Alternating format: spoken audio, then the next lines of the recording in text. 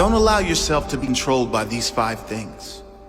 Many people spend their life at the mercy of circumstances, living at the mercy of what happens to them, living at the mercy of other people, not living in the present because they are stuck in the prison of their past. If you want to live a great life, don't allow yourself to be controlled by any of these things. Number 1, your past. Number 2, other people's opinions and judgments. Number 3, limited beliefs you project on yourself. Number 4, relationships. And number 5, money. Number 1, don't allow your past to control your present or your future life. Whatever happened, you must let it go. Leave the pain of your past behind so it cannot ruin your future. Leave the darkness of your past behind so it cannot block the light of your bright future. Your past is gone. Whatever happened, whether unjust, cruel, harsh, whatever the case, reliving the events will never do you any good. If someone did you wrong, the only way you can win is if you let go and move on. If you live in hate, they win. If you live in the victim story, they win. If you want to win, you must focus on building your future and start right now. Release that weight from your back so you can be free.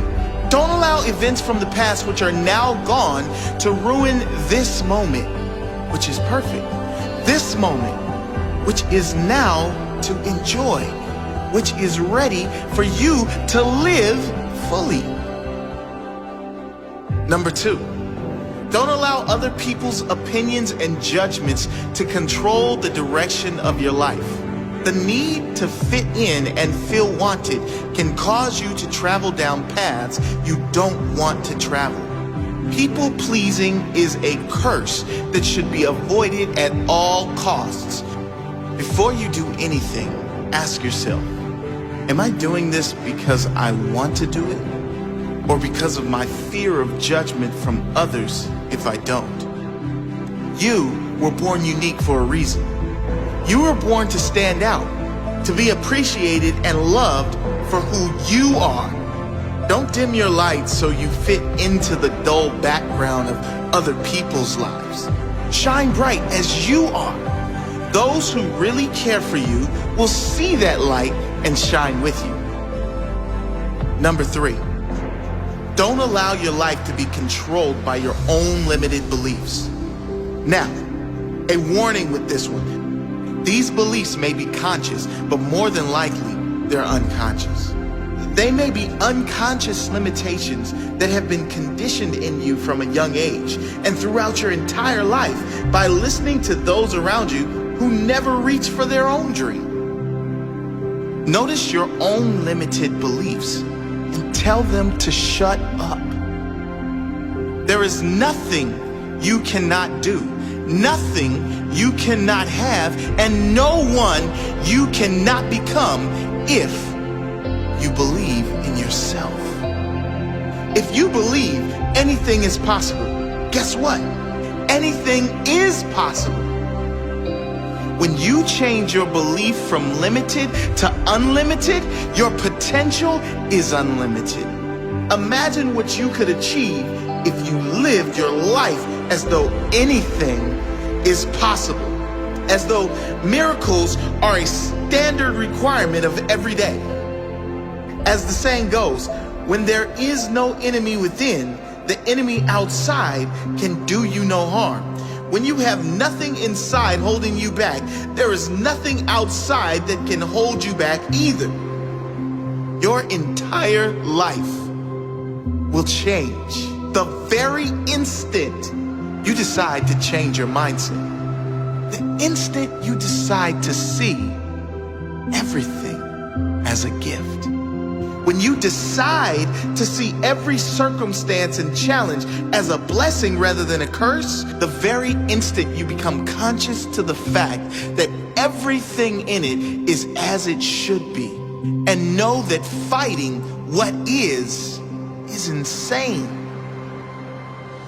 Number 4, relationships. A touchy subject. But if you are always needing another to be happy, to feel complete, then you are always one moment away from a breakdown if that person leaves you, or unhappiness if the relationship you are in is not going well. I'm not suggesting to avoid relationships. There is no force on earth that is greater than love and connection. I am talking about those who can't live if they aren't in a relationship. Those who will be with just about anyone, including all the wrong ones, just to avoid spending a moment being single. What I am saying is to develop enough mental strength that you get to the point where you don't need others to make you happy. You are just as happy being alone as you are in a relationship. And number 5, this is what controls the majority of humans on the planet. And you guess what it is? Money. This does not mean you shouldn't want abundance. It doesn't mean money is evil. You know as well as I do what great things you can do and how many people you can help with money. What this means is, do not allow your decisions to be controlled by money. If you are choosing something only on the factor of how much money is involved, you've just made the wrong decision.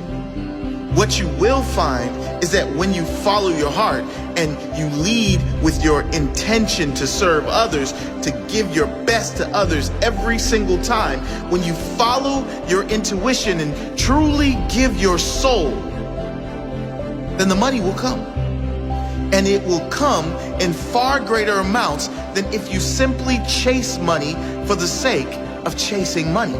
So challenge yourself to live the life you want to live, free from being controlled by anything. Find your freedom. Live fully. You know what's really tough? Loving people for who they are. Not who we want them to be. Not who we think they can be. But loving them exactly as they are today. It's tough because we have our own expectations by which we measure others. We focus so much on whether the other person is meeting our standards that we forget to love them for being uniquely flawed and evolving, just like ourselves, perhaps at a different pace, in a different place. But when we actually succeed, when we love someone for who they are, we see how quickly they transform into the greatest, most inspired version of themselves. You see, the truth is that we don't know a thing about the silent battles fought by those we admire. Battles that are perhaps compensated by the very bravado we respect. We do not see the pain hidden behind their smile. We don't see the suffering and loss they've endured. But more importantly, we do not know what wisdom is hidden in the hearts of those who go unnoticed. Recognizing this humanizes our role models, flattens our egos, and gives us reason to treat every person with compassion and kindness. The most broken people have taught me more about life than some teachers ever could. They taught me hope. Now, one of my favorite things to do is give that hope to others. To understand their fears and assure them that their dreams are much more powerful than their demons. To dissolve their insecurities and remind them that they don't have to have it all figured out in order to move forward. These things are my favorite, not because I have more to share than anyone else, but because it is so often that I myself need to hear the words I speak. By offering hope to others, I develop hope for myself. See, the reality is that no matter how insightful someone may seem, they are equally clueless. Enlightenment begins here, with the sobering reminder that there are no masters in life, only helpers. So be a helper, inspire someone, empower their soul. Awakening to this journey is the treasure. It is the only treasure. Because cemeteries are not just where we bury those who have passed, but also where we entomb the treasures of our future. Think for a moment of all the untapped wisdom and love. Think of all the books that will never be written, hugs that will never be given, and dreams that will never come to light. In this light, the cemetery is the most valuable place on earth, for it is here where our regrets come to rest. Think of this when that voice in your head says you're not good enough or convinces you to start tomorrow instead of today. Think of this when you're holding a grudge. Think of how fortunate you are to have another day to share your gifts with the world. If for no other reason, think of this, be humbled by this, before you do the things you wish. I assure you, if you think as often as you should, you'll never postpone another day. So think, and spend every ounce of your life in the passionate pursuit of that which moves your soul. Let your treasure be known.